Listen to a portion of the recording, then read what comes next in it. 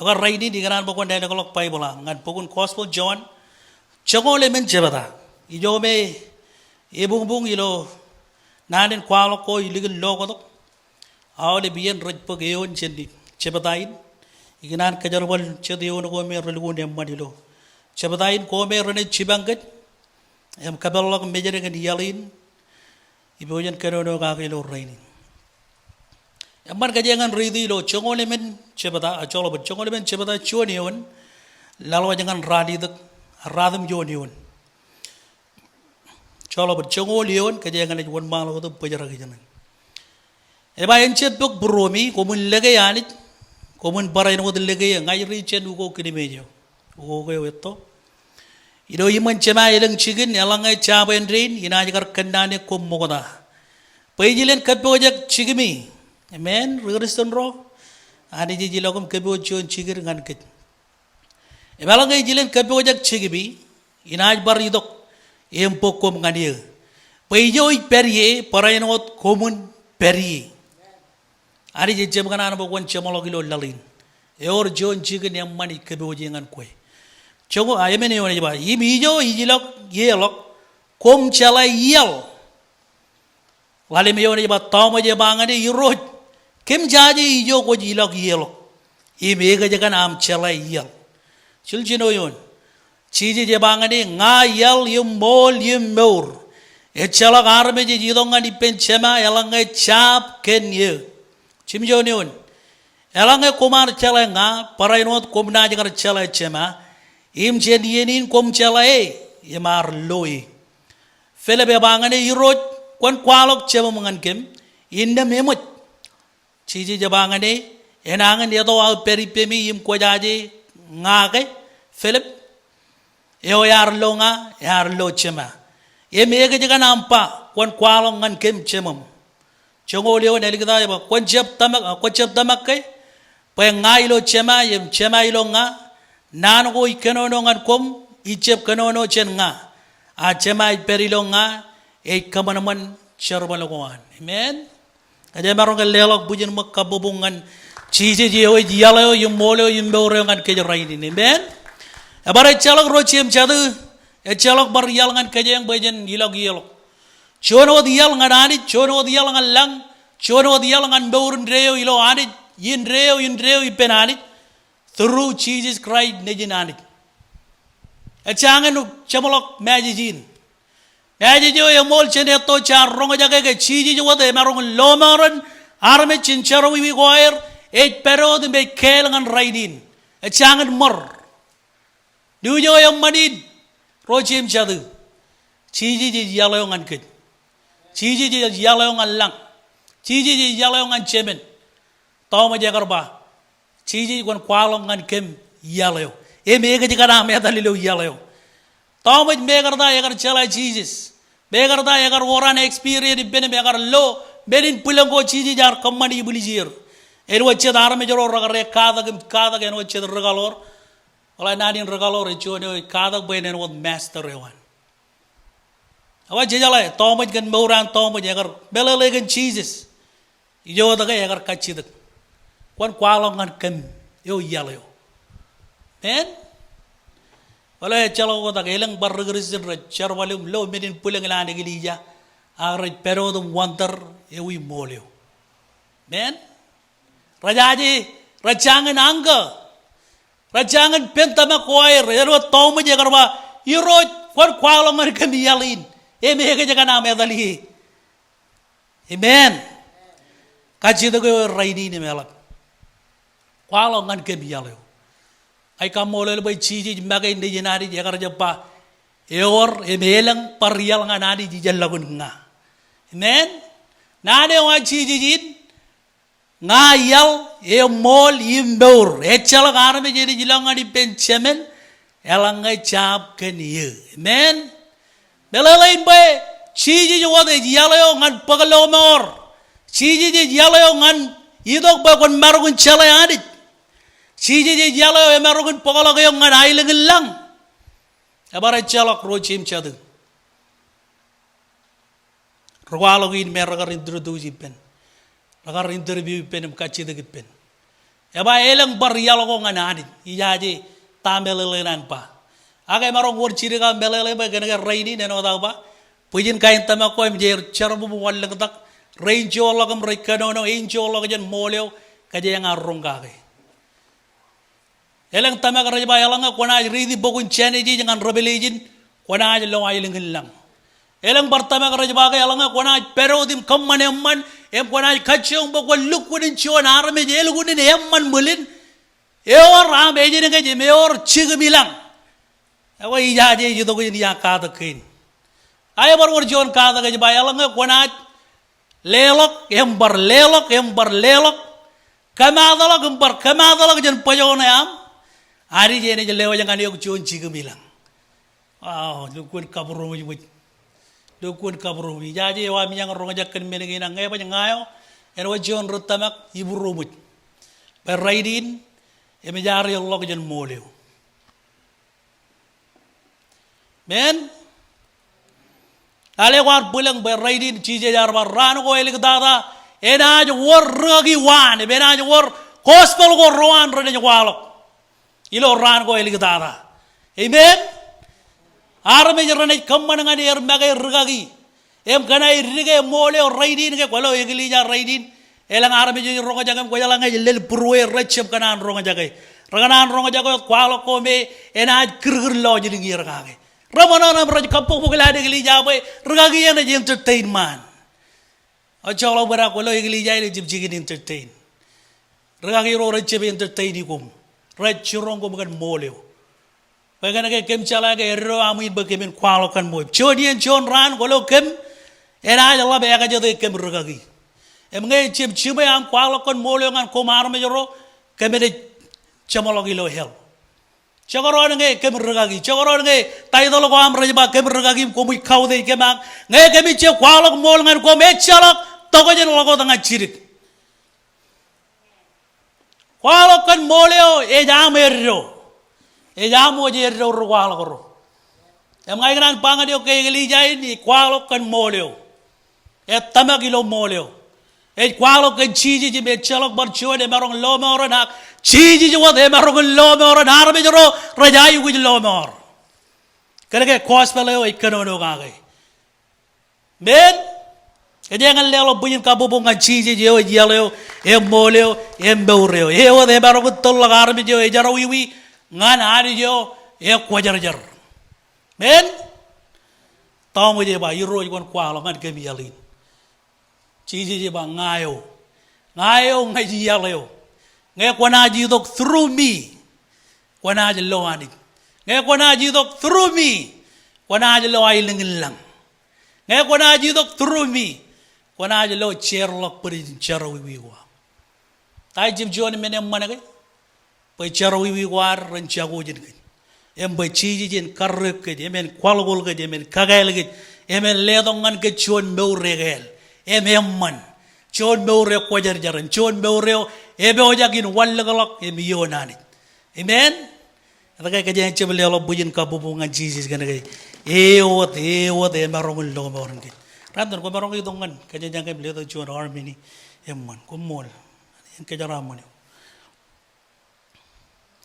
Rojem jadu jij raini jij meuri lo. Emi benio me ngai tamake ibin. Ej bagay wodum pentara. Bagana ke ran ko ge neli kata ka je ngat tilipen elang kain ka to ko renjon elang kain gospel ko renjon elang kain ragagi ro renjon jen air kwalo kan molio. Am nani jij kamole ngan ke molin. Chiji jagar kadono ka ge lo ran ko eli kata ena jor gospel ko renjon ro ne kwalo. Emiri bar ba nane wan pole garba ela ngai ni bar wor chor gospel injol lo jen gospel ko mar ro ngajage enana tama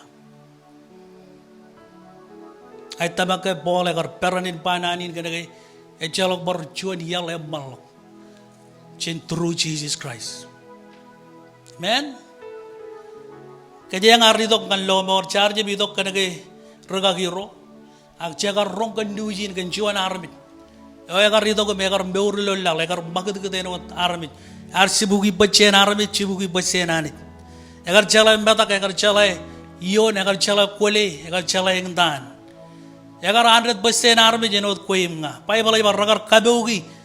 Egar yon kabeugi me yoni lombeurin. Nijinani emarongkar cancel menegin. Aga egar jab. Egar ribu menegin. Arjab pujaragijin. Ar kamane cherbanan chemeni lollaw. Egar mbeur me egar bagad gidim kolor ruan kabung lo tereo egar ito ngalalin. Rotawjin yogor remotol ragar pulangan kada kwan. Arme jaragar pulangan kaya rama wallen. Kaya lak kanono melak kwalok nana kanane or mbeuriye. Ar pulangan kaya boy egar jab kanono enwat Pharisee rom Sadducee rom arme jaran kabung. Yang kalau berjuang meni aku tak kilo orang cici jagar je bilang buat bigot arme jaro rubu buku kabung jagar je bilang ngan cikin kabung ko jagar hilang ngadi jo arme jagar cerren arme jagar medak arme jagar kolegan moleo jagar hilang ngadi per mega rungur jagar poto kair ar kota kair mega lelang ngadi purpose in baur cedar jagar lama rakai celak kaje diririn baur koair per jagar pakai nangan di bijoko mer reben be celak takata peran barongan kemuri rejendang ni bijukoir. Aku lo cici jika arete tal tok tidurir, barongan dione. Awalap kain problem ko ilong mur. Awalap kain nangan mit. Awalap kain utame. Arme jaragal lo kej mur. Rugero barongan nete tal. Rumi jaral ceragal biji. Rumi lo lola kajan. Kena kay cici injuan. Ejin jinanit. Arete tal marme jaragal pulang kagay. Ejalang ruan. Awa ko ane ligdata yagar kanono kan regalora ba yor joni buli jimi ene jilok meri kenakalo yo. Roya karawal wan ene kenakalo. Yagar tollo regalora nangan kisigin kalib kesemene. Iyo yagar char me garako yala paibala ba changana na ko yala bilo laban gar cholo geni lo char meno garu patagata garagartor rendim patagata garagartor. Arche balato kaya kalor rane karako yala bipir ida kumaya nga chen barong ibigba yumun chiwa na wake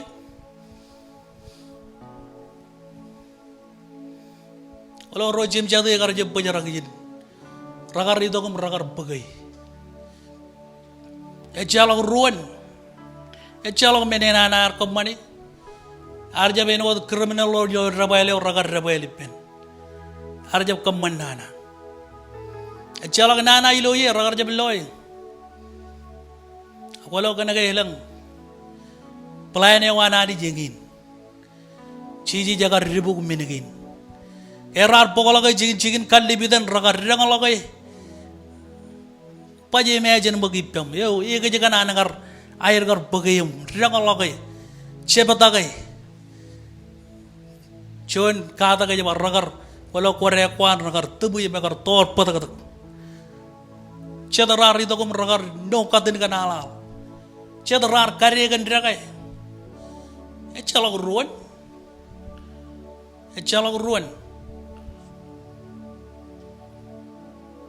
Agar jab penyarak jini, agar ada tolok. Iman mejen pilot. Yang pilot magai. Cuan rugian. Agar bahan argin ngai cebelo ruan lain. Men megar da lalina kaya agar lo cici agar lo kaya chalak ruan. Apa? Aisyah lo ruang lain, kanan bijak arah bejuru, kanan kaju buruan arah bejuru. Agar katalog cheeses. Wala janan agar katalog cheeses agar bangan yang ba, ya mau lagi kue king, cheeses apa? Ya nawa tampa. Ya ilbuk, agar pulang. Ya wai lagi king am. Ciri wai lagi kienga cebilo lalin, amen. Payla tak kerja belur ruan. Arami jero ran lamu jembar rabaile. Kalau yang kerja pin kan, yang kerja pirurung ani. Arai bujin kota kerja rabaile. Umaya jalan rabaile ilu nerro. Eja kam majer king tane, eja kam majer Kamadelang kain menangane megar tor patakat. Pelaj ragal ligit kaya lagi on paran. Kaya lagi Quran kaya nga kona jantalim serji lo ay lagi di Israel. Kone jelo kaya gele kan chongana rai to. Arribujim rar kamone ilo paran. Kaya yang jirgot matakan parak cebani. Kalau cici jagar ribu jagar pagai. Jagar mana nain pagai. Kalau kaji warga kaya ada jagar den pagai. Ay wan malah kodem kenono. Jagar rilok ngantor kol kota. Ijo ragar lamut. Tarba jagar marong lo moran armit. Ada kaya cem marong lo moran ni. Ila air jeb chala kaya gin pelayane wana ni. Agar polok yon rabailio. Rari like painum nen. Men and bunin are expose iman bejen public. Kalau ijo ilok tolko tanga kone kata kagem research beri iligan curu jelam. Ijo me yalgo rom ragar kemani all of rejito gelo yalgain all bien rejito rejilo kol tolko kota. Ame jo jigino me chepel loy. Army rejelo ilagam loy one ro rejo todo criminal ro rejo todo. Yon rebel. Capital punishment wan romilo terego. Rebel. Rilaigi agarre todo. Ek dan ijaje yawam laman nakagai bajuan army jene todo yon rebel imilai rilaigi padiji yon rebel. Ek dan boen marogun menono. Ilawan patagada kalibubu gain punin. Army jaragarba. Tai cebe nganai army jagar kelaibi gai. Ijani jigai. Kamolo li road. Kalau cedian gai jicem belele. Cecela manak. Meneu cici jar kemani yon rebel drama. Pepe nado baca history. Agak la bolong jen bini. Wala road cem cede. Meneu cici jar kemani yon rebel jangan carawi wiwam. Em carawi wiwam.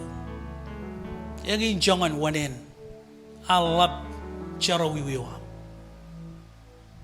Bible aja Bible bukan Rom ke wanen carawi wiwin mit.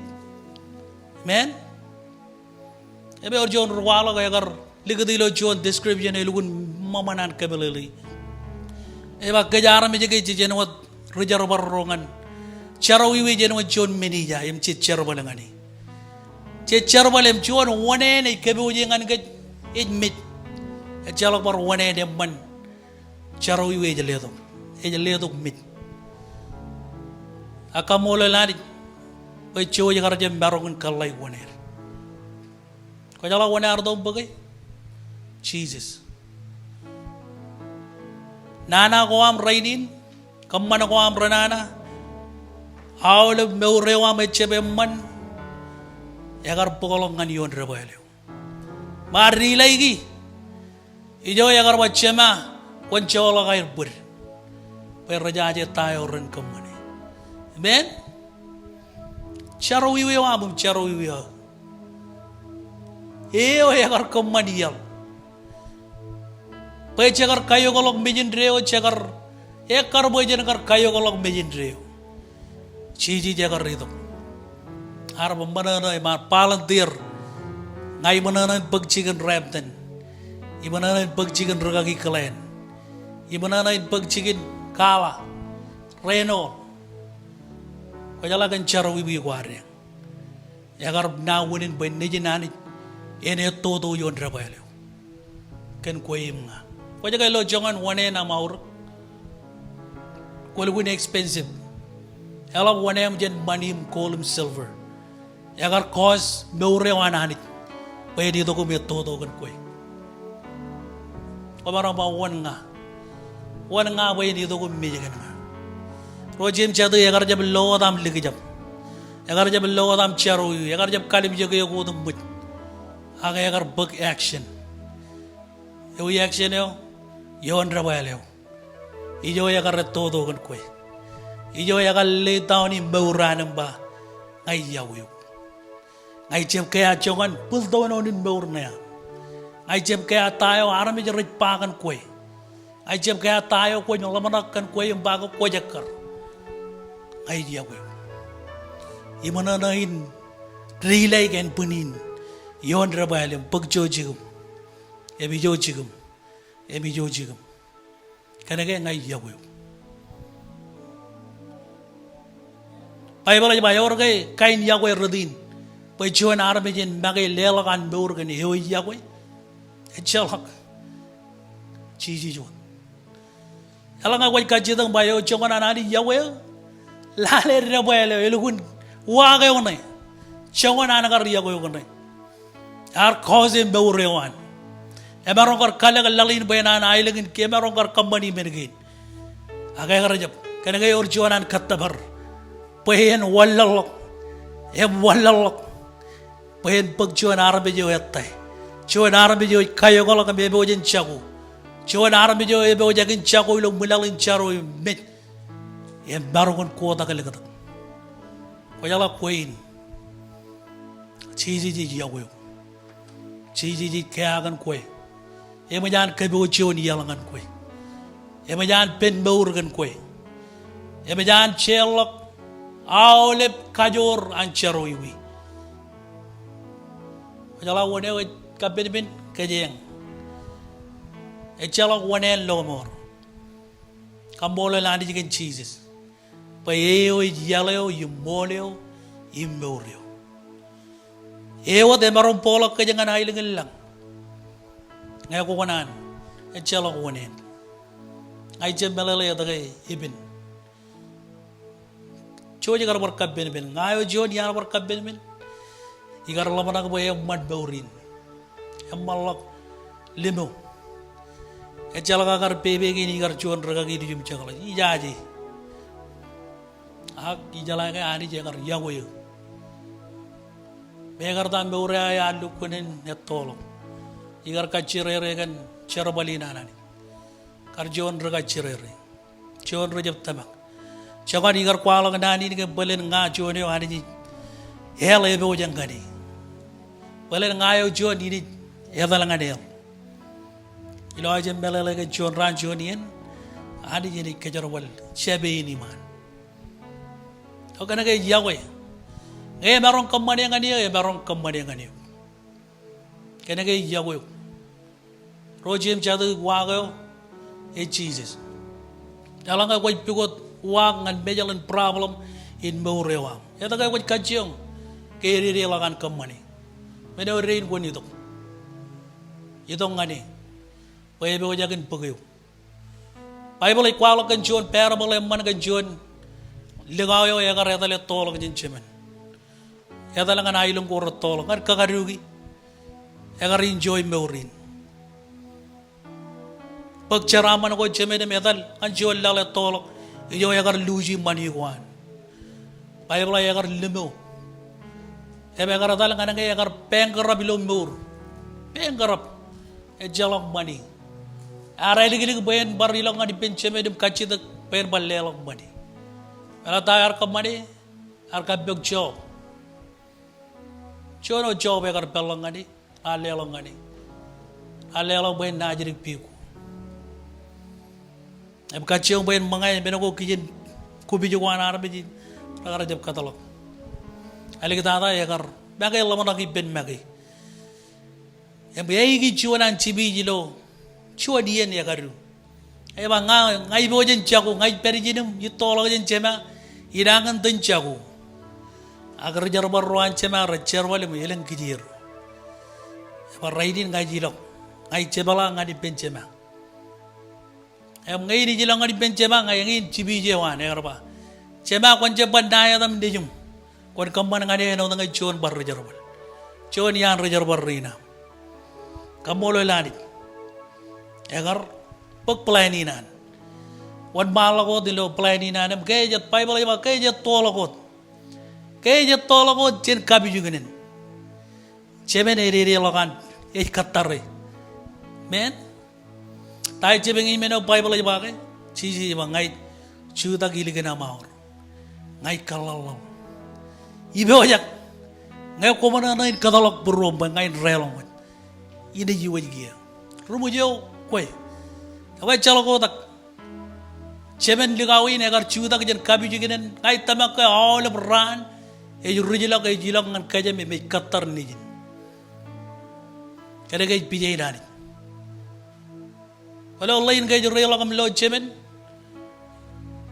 egar rela kam lo jene tolo gay ba egar kaka tolok ngani pen nijin be egar Bible ba egar cholak iron ngani yon iron wari guni bela lain egar eksebe begar da egar pur begar da ibarong ba yudai purwan ko yala ran gin papa rong ke ajuri ro nijir rej ana ba liga ro nijir ngai rej put rajola geram chepar eksebe ko lo ani jige choron taya war kamane ngai ko ne bari dong kani pen eban pucil hago eban uniok eban ba ko jakar wala tayo na kamane ay tamakain wad biyen chemedi ne mane agar chola kairan ngadi yon ligaw din mara to ko je ben rogal chagi pendron amen ko je lo biyen ani e gatar yo lale war lamanak yang pekai lamanak kay mema oh yakar ngai gar char bala kanani jagi pale di jakar loteri rojem jadu igar bar chakar kayo jawab cakar we don't deserve it akan lagi ya we git agar itu legawi agar bulan ke cebe agar legat peni ona air ne agar eksebe yang berkaralangan kabi juga dengan kalau Taiwan meni ni Taiwan restoration park kagel belalain bang aku ni jidong kanani juga wawe ni wam wawe meurna ko beri pelen ceta ga rajaba ragagi ngai katar ngayen mayen ijolok majanoya iwo je buwelo ko ban marongai yor juane barongai Jesus ngai gar ronga jage gen juane man o me raini ne tigan egar pangan ragagi oilo manjaro egar cari ragagi ngai lugun kananu welo ha kalau ngai orang majano em ngai cem barongan iwo je buwelo mayen ijolok majanoina wala tayo ragagi narba ko cem barongai kon poko to ko chiji jene chibang agar ja baronga jage arje bala kaciung chola gai ro week chidu week ebar rolim kamane ebar kaciung chuan aleng ebar rol aleng juan ebar rolim kamane ai jonian agar itu kemar ronga jage kos peleu agar itu kemar agar chudak ban rajari beden renin kem jala agar tor agar rugelo cejo ranjen yene agar itu arto kum kaci ben testimoni ngan regagi ana regagi ko jalata ko jala mo jono yo igar pangan ko e mo lam garba ke ngai jem marongai raini ko jala ngai lo mo jono in em ngai arabe rai kamani man meja e no ngai irgai e no ngai igar jeb kamani ngai lugun rege wodum regagi na ba ko lo chiji jaga rogo dio kuar jem marongai em ko ban marongai raini ni ke elang kain menoko raje igi kami kalau ko raje bang ngai ko ne pergi banyono na yam ene chago ya ta kana yam ene chago rojem jadu e cholok benene cholok banyono yam ela bolok jin an chiji marongai kene ke ewo te marongai agar kamana mani e jala banyono ko am e jala wawe na meur e jala yayo ko beri mene rei ni katar yo kaji de yoin ko manana yala yoin e jala bar joni ya rojim jadu e me jana ari jilig di yala ni mar bajal lore elanga jeni bar yekkan elanga jeni bar kaceng lo wawe ko ar magi ci ba ole bro re kaceng bar kamani beik rojo rogot e wada yala yo elanga ko konan ronga jagai karjuan nani lo santain iganan kagi miminyo yene wanani jeba chon rancho nien cecep chalai e barong ilo cipong e barong ilo choda e barong ilo rele ko na pelen ko barong margagi e ala ngale na ronga jagai namne utano jiri ke jamol aga yowi bible ya barkado no kage e rani ngi arame jerani kacire ba perilok nanay ene cebalak to ewi kallimurre ko ene cebalak to ako jemelele ke bible ine jaba ke kijeni mejippe chonian men ko ro karmu jandi to kan koy yermu jamu to me lewa ja opportunity yo an opportunity ko jege ba ruji la ko lim cibbo ba warrar won nga pa ngay ruji be menono ugu man ka doin e jeba e barom pagay payan an bebe age cib kenege elanga ko bigo de menini tonoin kenege yamu men e kayagan koy yaganan ba ko di to ngani ba kenege wajala e chalok bar chuon meur malok chen meur anani e ngay ko de kamani kale di nam raidi ni pangadi ko kamani jon kale de mon ko na jage wa ga raidi ke chi ba ngay kalal ile ka maor i katar chabara de manana in kaballa ini relang ke juta ipen ko manana gen karelang krai jilo pro raidin idoan music le to kalin ilo pro ko manana gen bae derga ginga ibugen kaciong ai kaciong bar kaciong elang mena ko ngai kamadiak ngai jangan cuburu ako iganan pangan yo ke chiji e katar yo e yago yo e kacce de pem raidi ni bachara ko konana ke katalog beurna ya pe ngai di to ko chego ipem cep kali bijak caram manum pungpung kuan beuri pe menage rajan chirugo din Solomon aja bah, oleh menako yumina raj men pada odum men pada yo rair chemolo kalau ngarai cemolok beure wam aur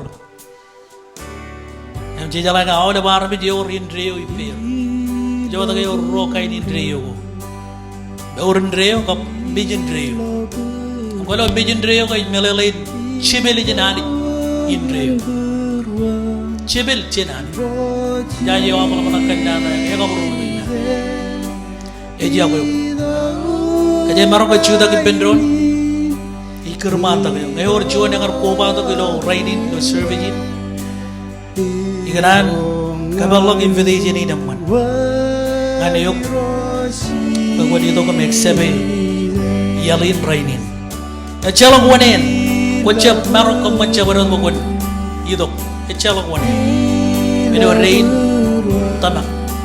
tamak kaya agar mejikan kue tamak kaya agar lelok yang punin yon rabaya leokan beurewa tamak kaya orang pelayan dengan beurnya tamak kaya orang kar yang malok cen kar kuar yang bagi kokanan kaya lagi ane rain kokanan kaya atar teripin rojim jadi icip tulit itu baca ya warrior yang man Ebiane rain Bible iba lokia yene man raidi ne ranin lomor cep ciwalang lang kadi diju ba baja tai diju poto